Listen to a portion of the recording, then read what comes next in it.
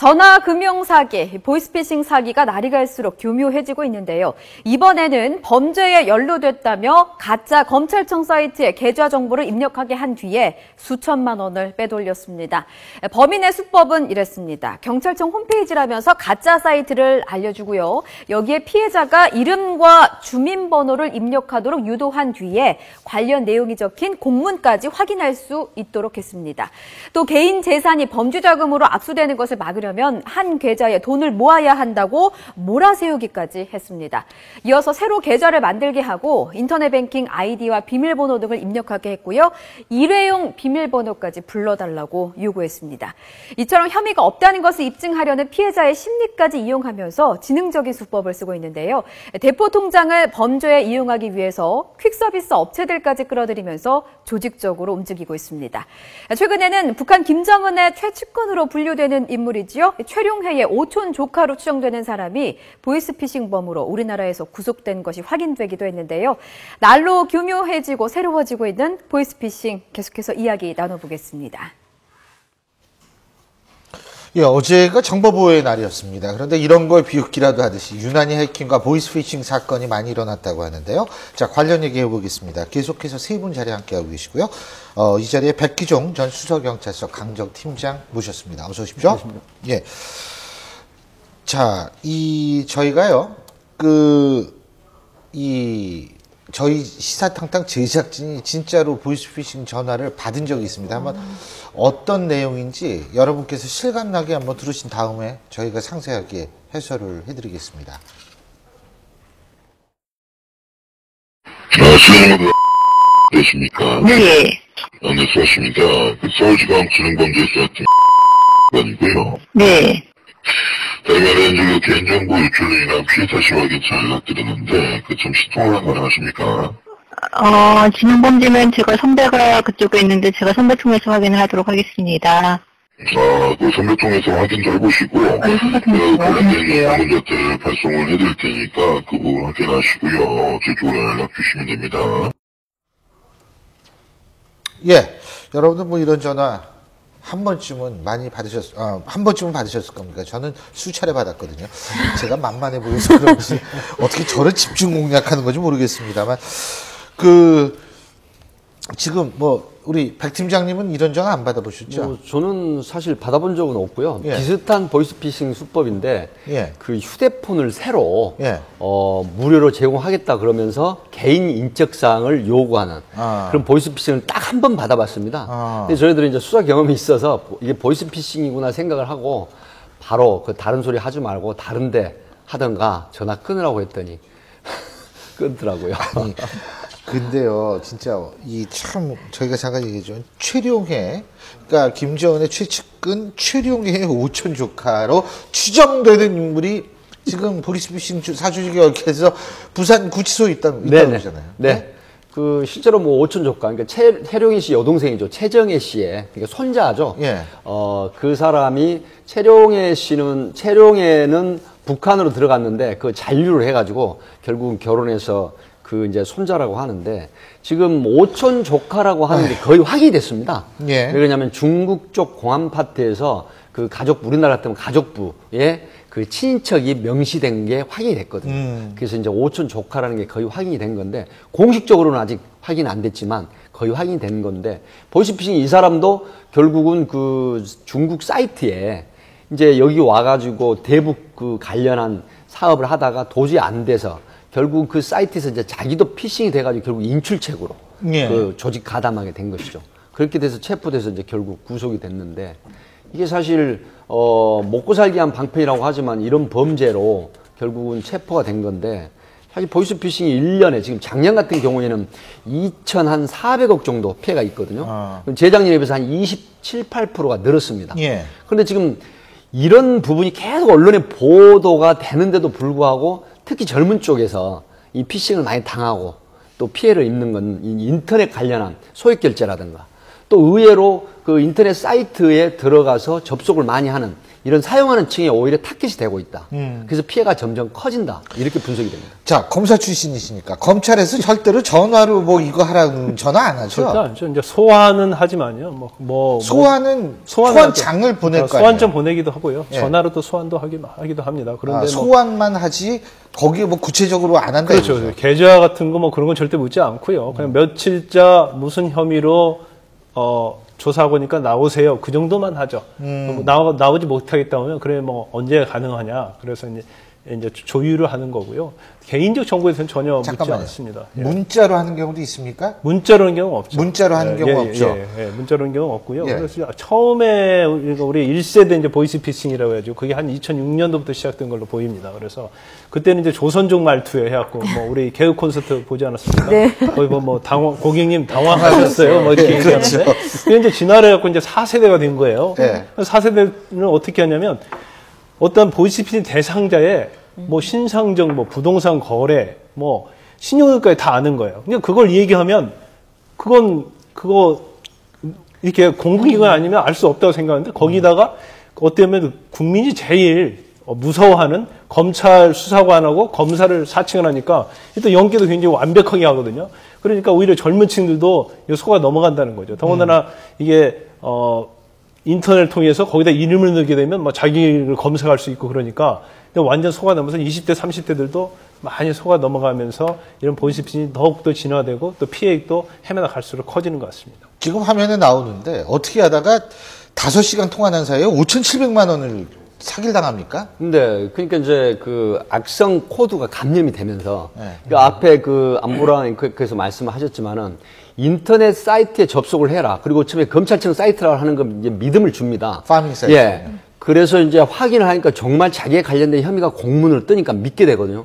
근데 사이트가 뭐 GR, 뭐 예를 들어서 go.kr이냐, 뭐 com이냐, 이런 부분까지 확인을 하기가 어렵습니다. 그렇기 때문에 믿고, 그리고 나서 이제 한 계좌로 모아야 당신, 돈이, 예금된 돈이 한 계좌로 모아져야 안전하게 범죄 자금으로 인출이 안 된다. 그러니까 그 말을 그대로 믿고 또 사이트 계좌를 새로 만들어서 거기다 모아놓고 그 다음에 어처구니가 없는 건 그렇게 보도가 됨에도 불구하고 개인 인증번호나 그 사이트 번호, 계좌 번호를 그리고 이제 여기 이제 우리가 얘기하는 그 OTP라고 그 원타임 패스워드 이게 일회용 비밀 번호지 않습니까? 요거를 그대로 알려달라면 또 알려주기까지 해서 그리고 나서 2시간 동안 추가로 통화를 하는 거는 300만 원 이상은 30분 지연하게 돼 있거든요. 그럼에도 불구하고 그걸 방지하기 위해서 2시간 동안 통화를 결국해서 5,700만 원이 모두 인출되는 피해를 당하게 된 것이죠. 의외로요. 자기가 보이스피싱과 직간접으로 관련된 사람들이 많이 생깁니다. 자기 의도와 상관없이. 가장 그 시청자 여러분들 좀 주의할 게 뭐냐면 통장을 빌려달라는 그런 류의 전화랄지 그런 접근을 많이 하거든요. 그리고 통장을 빌려주면 그 대신 한 달에 뭐 200만 원을 주겠다 그런 식으로 합니다. 근데 결국 대포 통장은 딱 한 번 쓰고 버리는 거거든요. 왜냐하면 적발이 되기 때문에. 그래서 일단 통장을 주고 나면 돈을 오지 않고 그걸 가지고 대포 통장을 쓰는 거예요. 이제 그런 경우가 있고 아니면 아르바이트를 하라고 해서 보이스피싱, 뭐 콜센터처럼 운영하는 이제 그런 것도 있기 때문에 처음에 뭐 잘 모르고 했다가 사실 거기에 개입을 하게 되면 같이 조직원의 일행이 되는 거예요. 그 공범이 되기 때문에 보이스피싱을 처벌받을 가능성이 큰 거죠. 그 말씀이 나온 김에 조금만 더 말씀을 드리면 이거 스미싱이라고 이거 좀 조심하셔야 될 거는 보통 우리가 초대장이나 뭐 돌잔치 무료 쿠폰 그거요? 이 부분이 사실 대부분 상당한 피해를 보거든요. 예. 근데 이게 왜 이게 많이 되냐면 소액 결제이기 때문에 쉽사리 이게 이제 조심하지 않는 건데 결국은 이게 소액 결제라도 30만 원 미만, 20만 원 미만이 계속 빠져나가는 거거든요. 예. 근데 이런 상태가 출처를 알 수 없는 인터넷 창이 뜨면은 절대 클릭 안 하시고 삭제를 해버리는 게 굉장히 좋은 방법입니다. 부총장님 뭐 이거 당하신 적 없으시죠? 저는 뭐 소문이 별로 안 좋기 때문에 성질이 안 좋다는 소문이 보통도 안 써주고 이런 수리범들한테까지 퍼진 모양이네요. 이제 근데 전화를 한 번도 안 받으셔서 저는 전화 오던데. 그 만만한 사람한테 저도 전 한 3번 소문이 좋기 때문에 세 번이나 받았어요. 3번이나. 그래서 나중에 3번째는 반갑더라고요. 이거 오랜만이다 그랬더니 저쪽에서 전화 확 끊어버리더라고요. 네? 근데 그 대처를 잘해야 되는 것 같은 게 저희 뭐 이렇게 그 언론이나 이런 걸 보면 사실 거기에 대해서 보이스피싱 하는 사람에 대해서 비난하거나 네. 뭐 그 사람과 다툼을 벌이거나 언쟁을 벌이고 전화를 끊고 나면 뭐 집으로 피자나 뭐 이런 거 시켜서 음식 배달 시켜서 그러더라고요. 음식 폭탄을 맞게 하고 이런 얘기도 있다 그래서 저 같은 사람은 소심해서 그런지 제 법조인이어도 그냥 끊기만 하지 거기에 대해서 뭐 이러지 말라 말라 어쩌라 이런 말을 저는 못하겠더라고요. 소문이 안 좋았기 때문에 뭐 별로 뭐 그런 건 전혀 없었는데요. 그 소문이 날 네, 필요가 제가 있구나. 청와대에 있을 때 모 비서관이 당한 걸 한번 봤습니다. 당한 걸 봤는데 그건 이제 보이스피싱이 아니고 뭐냐 그러면 유괴. 그 애가 뭐 유괴 아니, 당했다. 그것도 경험해봤어요? 예, 깜짝 놀랐는데 본인이 청와대에 있는데도 불구하고 당하더라고요. 그게. 아니 근데 그게 근데요 잠깐 팀장님 그 보이스피싱 조직원들끼리 암호도 있는 모양이에요? 암호? 사실 예? 그 아무도 설정을 해놓죠. 그러니까 뭐 네. 어떤 기호 표시에서 잡혔느냐, 아니면 안전하다 네. 이런 점 때 보이스피싱을 하는데 예를 들어서 또 그 암호를 주고받는 방법이 여러 가지가 있습니다. 뭐 서울 그러면 괜찮다. 근데 중국 그러면 잡혔다는 뜻이다. 그 다음에 미국은 없나요? 뭐 중국에서도 뭐 다른 뭐 북한 그러면 지금 도주 중이다. 이런 형태 실제로 조사를 해봤거든요. 근데 현직 그 부장판사 사모님도 보이스피싱을 당합니다. 아까 지금 뭐 유괴 말씀하셨는데 지금은 이 부분이 상당히 없어졌어요. 근데 갑자기 고등학교 다니는 아이 울음소리를 나게 해요. 그러니까 고등학생임에도 불구하고 엄마하고 울부짖는 걸 잠깐 들려주고 끊어버려요. 그러니까 엄마 입장에서는 앞뒤 안 가리고 입금하라는데 입금하려고 하는 이런 형태인데 결국 신우이가 말려가지고 그 피해를 막았고 나중에 이제 경찰관들 내 아들이 납치되면 당신들이 책임질 거냐고 막 큰소리 치고 난리를 쳤는데 나중에 이제 그 사과를 한 부분도 있는데 실제 보이스피싱을 당하면요. 당황이 돼가지고 특히 가족관계 유괴라는 얘기가 딱 들리면 내 아이라는 생각을 미서 해버려요. 그래서 피해를 당합니다. 제가 아는 교수는 아들 대학생인데 아들이 대학생인데 그 아들을 납치했다는 얘기를 해가지고 머릿속에 하얘지더라는 거예요. 근데 어쨌든 이게 지금 이 보이스피싱이라는 게 참 심각한데 이거 말고도 이 다른 또 문제가 있습니다. 바로 이 원전 반대 그룹 얘기인데 어떤 얘기인지 일단 화면으로 만나보시죠.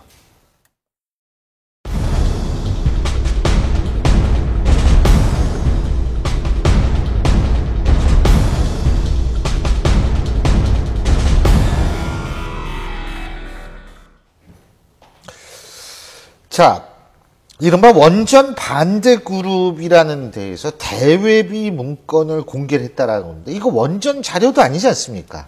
그러니까 원전 자료가 아니고 일종의 청와대 회의 내용이 담긴 그런 자료가 지금 유출됐다는 게 이게 굉장히 참 주목할 만한 일이죠. 사실 그 사안이 어떻게 되냐에 따라서 굉장히 좀 논란의 소지가 있을 수도 있는 그런 사건이라고 봐야 되겠습니다. 근데 이게 북한 소행이라고 그러지 않았나요, 예전에? 사실 북한 소행으로 이제 그 서버를 추적을 해보니까 결국은 우리가 쉽게 수사할 수 없는 중국 내 일부 지역 또 결국 그 원 뿌리가 북한으로 나왔다 이래가지고 수사를 중단을 했습니다. 그런데 이게 다시 원전 반대 그룹이라는 데서 청와대나 군수내부 행사 자리 뭐 한 110여 명의 그런 프로필 사진 자리까지 배치된 이게 이제 그 인터넷에 유포를 시켜버렸는데 사실 이 해킹 그룹이라는 게 이 어떻게 보면은 북한의 소행이면 개인적으로 볼 때 과연 이게 인터넷에 유포를 하겠느냐 아니라는 측면도 있거든요. 왜냐하면 뭔가를 노리고 사전적인 방법으로 우선 이렇게 협박성 이렇게 인터넷 유포를 했다. 그러니까 네. 이런 게 협박이다 이 네, 말씀이시죠? 그래 놓고 그 다음 단계로 뭔가를 요구하는 그런 해킹 그룹이 있습니다. 근데 이게 과연 북한에서 어떤 대남 그 전략 파티에서 이걸 자기네들이 해킹한 걸 인터넷에 우리 한국 인터넷에 유포를 하겠느냐 하는 이런 부분들이 지금 그 대공 관련 쪽에서도 이제 나오고 있는데 지금 의견이 분분한 것 같습니다. 그래서 전문 해킹 그룹이 어떤 목적을 가지고 했다. 아니면 북한에서 좀 혼란을 가중시키기 위해서 유포를 했다. 이런 분석인데 정확한 도달이 지금 아직 결론을 못 냈습니다. 예. 네, 제가 좀 말씀드리겠습니다. 자료를 제가 봤는데요. 예. 지금 회계 배경하면 나오는 자료를 봤는데 사실상 저게 이제 대통령 행사와 관련된 건데 저런 자료들은 제가 사실 청와대에 있을 때 계속 저런 자료를 가지고 회의하는 자료입니다. 그런데 결론적으로 이야기하자 그러면은 지휘관 회의 개요 위에 문서에 사실 1년 번호가 있는데 지금 보면은 제 상단에 보면 우측 상단에 보면은 1년 번호가 안 적혀 있어요. 공란으로 되어 있습니다. 공란으로 되어 있다는 것은 이걸 어떤 의미냐 그러면은 정군 오찬에 대해서 국방부에서 초기로 서류를 만들어서 초기 단계다 그러죠. 왜 그러냐면은 초기 단계에서 이거 청와대 공란으로 공란에 나왔죠. 네. 저게 청와대에서 배포가 됐으면 1년 번호가 붙습니다. 1년 번호가 붙는데 그럼 청와대에서 배포했다고 볼 수가 있죠. 그런데 저게 이제 회의 문서 자체를 보면은 국방부에서 초안을 만들어서 청와대에 올리는 예. 그런 단계라 봅니다. 거기에 대한 근거로는 왜냐 그러면 지금 저 오른쪽 위가 그렇죠. 공란, 예, 저 예, 공란이죠. 사선들이 예, 있는 데가 예. 저기 저게 번호가 무슨 적혀 번호가 있는데 저희가 예, 그렇죠. 비어 있다 이거죠. 그러니까 번호가 적혀 있으면 저거 청와대가 가지고 아니다 청와대 내에서 이거죠. 회의를 했다는 얘기거든요. 알겠습니다. 그런데 안 됐다는 것이고 청와대는 해킹이 근본적으로 안 됩니다. 그게 이제 이중으로 돼 있기 때문에 대외하고 대내하고 구분이 완전히 되어 있습니다. 만약에 청와대가 저기에서 해킹을 당해야 저런 자료가 외부로 유출됐다 하면 정말 큰 문제죠. 그렇죠. 그러니까 저게 공란으로 돼 있다는 사실 자체는 이제 그 청와대에서 유출된 건 아니라는 그 청와대 기획수니까 뭐 제일 잘 아시겠죠. 근데 사실 이런 어떤 유출에서 이 수사하기 굉장히 어렵습니다. 이게 주로 이제 서울중앙지검 첨단범죄수사 일부에서 수사를 하는데 지난번 3월 때도 이제 원전반대 해커그룹 때도 사실 수사를 했지만 북한을 소행이라고 추정할 뿐이지 거기에 대한 또 명확한 증거가 없었어요. 단지 북한서 쓰는 뭐 코드, 악성 코드를 쓰고, 그 다음에 뭐, 그때 김숙희인가요? 김숙희라는 뭐 그런 걸 썼기 때문에 북한을 소행을 추정한다고 하는 것이지 또 직접적인 증거가 전혀 없었고요. 또 유출 시점이랄지 그 방식이랄지 또 뭐가 유출됐는가를 밝혀내지 못했습니다. 이제 그 이유가 여러 가지 뭐 있다고 한다면 이제 그 인터넷 어떤 특성이죠. 해외의 IP를 통해서 이렇게 왔는데 심양까지는 추적하고 북한까지 가는 건데 사실 중국으로부터 어떤 도움도 받지 못해서 결과적으로 끝까지 추적을 못한 겁니다. 그래서 다시 이번에는 뭐 저런 것들이 어떻게 보면 청와대 동선 같은 게 밖으로 나가기 때문에 검찰에서 2차 수사를 하겠다고 하는데 이것도 과연 어떤 중국에 굉장히 어떤 도움을 얻는다면 모르겠지만 결과적으로 1차 수사와 똑같은 결과가 될 가능성이 크다는 거죠. 어쨌든 이번에 FBI, 미국 FBI와 공조를 서울중앙지검이 하겠다고 하니까요. 저희가 이 부분은 좀 더 지켜보겠습니다. 시간이 다 됐네요. 오늘 네 분 말씀 잘 들었습니다. 고맙습니다.